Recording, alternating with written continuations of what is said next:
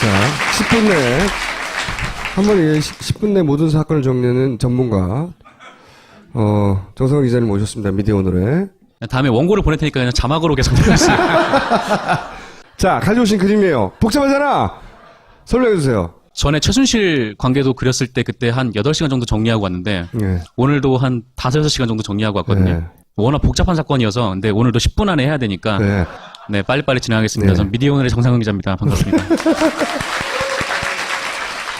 일단 여기부터 좀 말씀드려야 될 것 같은데 2011년에 경남기업에서 그 랜드마크 72라는 그 큰 주상복합을 지었어요. 지금 작고한 성완종 회장이 경남기업의 회장이고요.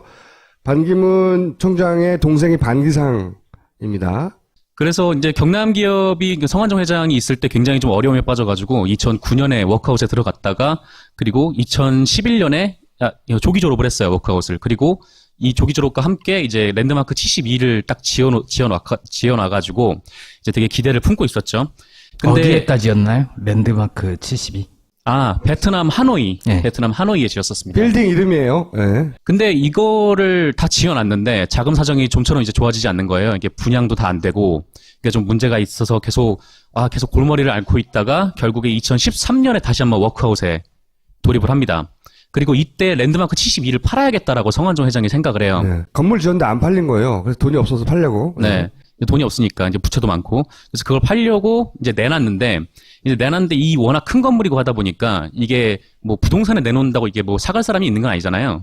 그러니까 어느 이제 부동산 브로커 업체 같은 거를 하나 낍니다. 네. 그 부동산 브로커 업체 같은 게 바로 반기문 유엔 사무총장의 조카, 그러니까 반주연 씨가 있었던 콜리어스라는 그 유명한 외국 영국계 네. 부동산 업체였어요. 반주연 씨는 이 반기문의 동생의 아들 이렇게 되는 거예요. 그러니까 근데 반기상 씨가 경남기업의 고문이었기 때문에 아버지가 고문으로 있는 회사에 건물을 판매하는 대행을 하게 된 거죠. 네. 네. 근데 그 전부터 계속 반주연 씨가 성완종 회장한테 접근을 해서 이 건물을 팔겠다라고 이제 했던 모양이에요. 그러다가 결국에 이제 2015년 1월에 이 업체한테 맡기기로 경남기업에서 네. 최종 결정을 합니다.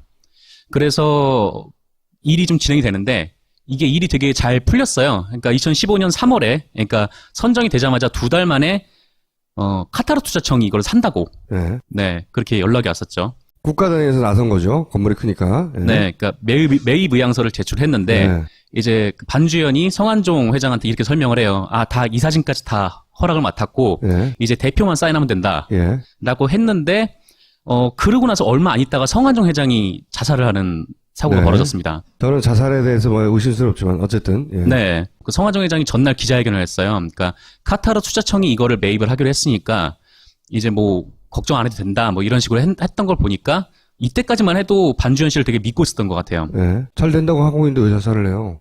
그 어려웠던 문제가 풀리는데 어쨌든. 어려웠던 문제가 풀리려는 시점에 성완종 회장이 죽고 그다음에 2015년 5월에 법정 관리에 들어갑니다. 경남기업이. 네. 그런데 이 법정 관리에 딱 들어가니까 이게 뭔가 그 법원 채권단에서 그러니까 법원 이제 하는 업무를 네. 하는 그곳에서 이게 보니까 이상한 거예요. 이게 건물이 안 팔리는 거죠, 계속. 네. 근데 알고 보니까 이 반주연 씨가 이 카타르 투자청의 매입 의향서를 위조를 한 겁니다. 카타르 투자청에서 관심이 있다고 만든 서류가 가짜였던 거예요. 이 사람이 만든. 근데 이미 경남기업은 반주연 씨한테 6억 원을 지급을 했어요. 반기문 사무총장의 조카니까 카타르 정도는 영향을 미칠 수 있지 않을까? 라는 생각을 경남기업이 하게끔 만들었겠죠. 게다가 반기문 총장의 아들이 카타르 도하에 있는 도하은행에 근무하고 있었고. 네. 네. 이렇게 또 연결이 돼요. 그리고 또 반기상 씨는 경남기업의 고문으로 네. 활동하고 있었기 때문에 자, 이게 여기 관련이 되는 겁니다, 이게. 여기 혼자 사기친 게 아니라 그림이 좀 그려지기 시작하는 부분이 있어요. 그래서 2015년 7월에 경남기업이 반주연 씨를 고소를 하는 거죠. 돈 내놓으라고 네. 가짜 의향서를 발견하고 나서. 그리고 2016년 9월, 그러니까 한 3달 전이죠. 네. 이때 판결이 나왔어요. 그러니까 반주연이 위조된 거 인정하고, 그러니까 한마디로 사기를 쳤다는 거죠. 네. 그래서 59만 달러를 배상을 해라. 네. 이렇게 이제 얘기를 했거든요. 받은 돈을 토해내라. 네. 그 판결문을 보니까 이 콜리어스도 반주연이 그런 행동을 하고 다녔다는 걸 몰랐다는 거예요. 네. 그러니까 처음에 경남기업과 뭔가 사업을 한다는 거는 콜리어스도 알고 있었는데 이 나중에 하다 보니까 뭐 반주현이 계속 막 이메일을 보내면서 경남기업과 왔다 갔다 했던 얘기를 전혀 몰랐고, 그리고 그 6억을 받은 그런 것도 몰랐다라는 이제 언론 보도가 있었죠. 언론 보도에 따르면 반주현은 이쪽 회사도 사기치고 그리고 자기가 속해 있다고 하던 이쪽 자기 소속 회사도 사기를 쳤다. 콜리어스에도 오래 근무했던 게 아니라 저런 계약을 맺기 얼마 전에 그냥 살짝 몸담은 거 아닌가요? 아, 네, 그렇죠. 이제 반주현 씨는 계속해서 그 부동산 브로커 같은 활동을 계속 해왔는데 네. 어느 회사에 속한 적이 거의 없어요. 그러니까 이 사람이 여기저기에 사기 의혹이 있어서 다른 관련 회사들과 그래서 총 13건의 사기건으로 지금 미국에 고소되어 있는데 13건을 다 하기에는 시간이 부족하고 네, 핵심이 이쪽과의 관계라고 봐요. 이쪽과의 관계. 네, 그렇죠. 왜냐면 언론은 여기까지만 보더라거든요. 여기까지만 딱. 이 사기극에 이 가족이 일부라도 소극적으로라도 관여되어 있는가 이게 네. 가장 포인트죠. 그리고 아니면 그냥 배경이었는가, 또 병풍처럼. 소극적으로라도 관여가 되어 있는가 혹은 적극적으로 관여가 되어 있는가 여기 관여가 밝혀지면 이게 큰 사건이 되는 거고요. 이 내용대로 하면 아들이 아버지 회사를 사기친 거예요. 굉장히 이례적인 일이죠. 그 자체로. 그런데 방기상 씨는 반주현 씨가 재판이 난 다음에 판결문이 올 거 아니에요. 네. 근데 반주현 씨가 한국에 못 들어와요. 이제 병역 기피 의혹이 있거든요. 골고루 하시네요. 네. 그래가지고 한국에 못 들어온 상태인데, 그러니까 법원에서는 이거 판결문을 전달을 해야 되는데, 그러니까 당연히 방기상 씨한테 갈 수밖에 없는 거죠. 네. 근데 방기상 씨한테 이거를 줬는데, 방기상 씨는 자기 회사가 사기를 맞은 거잖아요. 네. 나랑 관계없는 일이다라는 말을 했대요. 그러니까 뭐 아들을 뭐 당연히 감쌀 수야 있는데, 근데 방기상 씨도 막 과연 이런 좀 상황에서 좀 이렇게 뭐 자유로울 수 있는가? 이상한 사건이 이상한 그러니까 반주현 씨의 등록지, 네. 뭐 외국에 있더라도 국내 어디 연락처, 네. 이거는 아버지 집으로 돼 있던 건가요? 네, 맞아요. 네. 아니 뭐 반기문 총장의 집안이라고 해서 사기꾼이 없으려는 법은 없잖아요. 자기도 모르는 사이에 사기칠 수 있는데 아버지가 아들 회사를 사기치는 거 이게 이상한 이란 말이죠. 여기서부터 네. 저는 이상했고 그리고 두 번째 이상했던 점은 하필이면 반기문 사무총장의 아들이 있는 곳에 여기 사기가 여기서 에이, 그거야 지역이 같은 거겠죠. 방기문 총장이 그럴 리가 없죠. 저도 그렇게 생각해요. 저도 같은 생각입니다. 동의. 우리 모두가 같은 생각이네. 네. 네. 근데 어쨌든 요 부분을 좀 짚어보시죠. 네. 네, 이쪽 얘기도 긴데, 시간이 3분밖에 안 남았기 때문에, 네. 이쪽 얘기는 자르고요. 이 부분은 다음에 하면 되고 요쪽 부분을. 네. 네, 저쪽 부분 한번 설명을 드릴게요. 일단 콜리어스 있잖아요. 네. 이 콜리어스가 유엔이랑 굉장히 밀접한 회사입니다. 네. 네, 아까 말씀드렸듯이 이 반주현 씨가 계속 뭐 테라스 캐피털 이런 데 막 가가지고 여기도 똑같이 MMR 제너럴로 사기를 치거든요. 네. 그리고 MMR 제너럴과 자기가 속해 있었다는 테라스 캐피털 둘 다 사기를 쳐요. 그러니까 네. 이 케이스랑 똑같은 네. 그러니까 이게 초범이 아니라는 거죠, 사실상. 네. 그런 사람이 그 뭐 하여튼 부동산 관련된 소송도 13개나 아까 말씀하셨듯이 네. 걸려 있고 이런 상황에서 어떻게 콜리어스라는 그 좀 거대한 큰 이 기업에 들어갈 수 회사는 잘 나가는 있었겠냐. 회사예요. 아무나 못 들어가는. 네. 네. 근데 알고 보니까 이 콜리어스가 유엔의 산하기구들 있잖아요. 네. 이 부동산을 관리해주는 회사였던 거예요. 예. 여기서부터 이제 키포인트입니다. 예. 네. 콜리어스가 봤을 때 유엔은 갑에 위치해 있는 거죠. 예. 슈퍼갑. 그리고 유엔 사무총장의 조카잖아요. 예. 네. 그래서 실제로 뭐 유엔에서도 이게 좀 논란거리가 되었다고 해요. 그러니까 반기문 사무총장이 뭐 청탁을 한 거 아니냐, 예. 아니면 뭐 이렇게 청탁을 하지 않았더라도 약간 좀 자질 논란이 있는 사람이, 그러니까 뭐 네. 외국계 기업 같은 경우에는 되게 사람 하나만 뽑을 때 되게 신중하게 뽑잖아요. 거꾸로 반기문 사무총장이 반주현 씨에게 거기 들어가지 말라고 했었어야 되는 거죠. 사실은. 네, 그렇죠. 예. 오해를 살 수가 이해관계가 있으니까요. 걸리는 회사니까. 이해관계가 네. 충돌하니까. 어쨌건 유엔과 콜리어스는 좀 그런 약간 좀 의혹이 특수관계. 있는 거고, 예. 네. 그리고 이 반우연, 그러니까 반기문 사무총장의 아들도 등장을 하는 게 두 번째 포인트인데요. 예.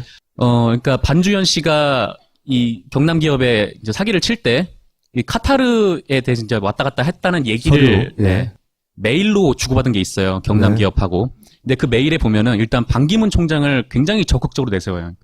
그렇겠죠, 일단. 네, 예. 일단 뭐 다른 사람보다 카타르 왕이랑 반기문이 친하다, 뭐 네. 이런 식으로 세우면서, 그리고 또 하나 내세우는 거는 자기 사촌형이죠. 반우현 씨가 뭐 도화은행에서 근무를 하기 때문에 예. 이 투자 두 곳, 그러니까 카타르 투자청 그리고 도화은행 이 둘 중에 하나는 이제 투자를 받을 수 있다라는 식으로 그 경남 기업을 이제 속인 거죠. 혼자 팔았냐, 혹은 뭐 묵인해 주었거나 네, 또는 뭐 한마디라도 해줬냐, 이건 모르는 일이에요. 왜냐하면 경남기업 입장에서는 이것이 진짜로 이루어지는지 안 이루어지는지를 반기문 사무총장이나 최소한 반기문 사무총장의 아들을 통해서 확인하고 싶었을 거란 말이에요. 끊임없이. 그래서 어쩌고 이거 보면은 지금 반우현 씨가 최근 논란이 되는 게 SK에서 좀 유령해설 차려가지고 네. 그때 반기문 총장과 최태원 회장이 2010년에 만났다고 하는데 2011년 1월에 하필이면 뉴욕 SK텔레콤 뉴욕 지사에 딱 한 명을 뽑는데 그때 이제 반우현이 뽑혔다. 네, 뭐 이게 지금 특혜. 최근 논란이 되고 있잖아요. 여기서 이제 뉴욕으로 가서 거기서 이제 골프장 부킹도 해주고. 네, 부킹 잡아주는 역할을 대기업이 해주고 있어요 지금. 그러니까 뭐 반기문 사무총장이 유엔에서 근무할 동안 그 우연찮게도 가족들이 다 그 뉴욕에서 같이 이제 모여 사는 네. 좀 그런 게 있었다고 해요. 이분들이 전혀 아무 관계가 왕래도 없고 관계도 없고 이분이 이 일을 하고 있다는 걸 이분들이 몰랐을까? 실컷 이용하고 있는 걸 라고 하는 의구심이 생긴 거죠. 당연히 자연스럽게. 네. 그러니까 뭐 반기문 총장 입장에서는 아니 내 조카가 뭐를 하고 다니는지 나는 모른다. 뭐 이렇게 주장할 수도 있을 것 같은데 이 회사가 유엔과 특수관계라 유엔 내에서도 얘기가 나왔기 때문에 반 총장은 이 사실을 적어도 여기 근무했다는 건 안다고 봐야죠. 네. 그건 부인할 수가 없죠. 그리고 뭐 썬데이 저널이라는 매체에서 그러니까 미주에서 만드는 한인들의 매체에서 네. 나온 보도인데 그 반기문 총장이 반주현 씨랑 그러니까 물론 삼촌 조카 관계니까 굉장히 가깝겠죠. 근데 반주현 씨가 2012년에 재혼을 하는데 네. 그때 반기문 씨가 되게 적극적으로 알아보고 다녔다라는 소문이 한인 사회에서 돌았을 때요. 배필을요? 아니면 결혼식 장소를? 예식장 장소, 뭐 주례, 뭐 하여튼 그 얘기는 네. 이제 전혀 모르는 사이가 아니고 이걸 이렇게 하고 있는데 한번 의논 안 했을까 뭐 이런 얘기인 거죠. 예. 한마디로 말해서 아들이 아버지 회사를 사기치는데 나머지 큰아버지하고 사촌동생이 알았을까 몰랐을까 이거예요. 최순실의 이름을 처음 꺼냈던 한겨레를 주목해 주세요. 조만간 뭔가 꺼내놓을 테니. 네, 뭔가. 저희가 받아쓰겠습니다. 그리고 또 한 갈래는 이제 국내에서 맨 처음에 나온 건 반기문 사무총장이 돈 받았다. 예, 박연차 회장으로부터. 그 이야기는 그런 이야기에서 10년 전부터 있었어요. 그거는 검찰 출입, 저도 들은 얘기니까 얼마나 많이 퍼진 얘기인지 알겠죠. 전 별로 관심 없었는데도 돈 줬고 나중에 반기문 그때는 이제 노무현 대통령 때려잡으려고 한 거죠. 그러다가 그 양반이 자기 카드로 던졌다. 이게 설이에요. 아니, 나 돈 줬어. 그래. 응? 나 반기문한테도 돈 줬는데 나 잡아가봐. 응? 이렇게 나왔다는 거예요. 그래서 그 부분을 삭제하게 만들고 본인은 빠져나온 카드로 써먹었다. 라는 설이에요. 설을 제가 10년 전에 들었고 거의 2008년이니까요.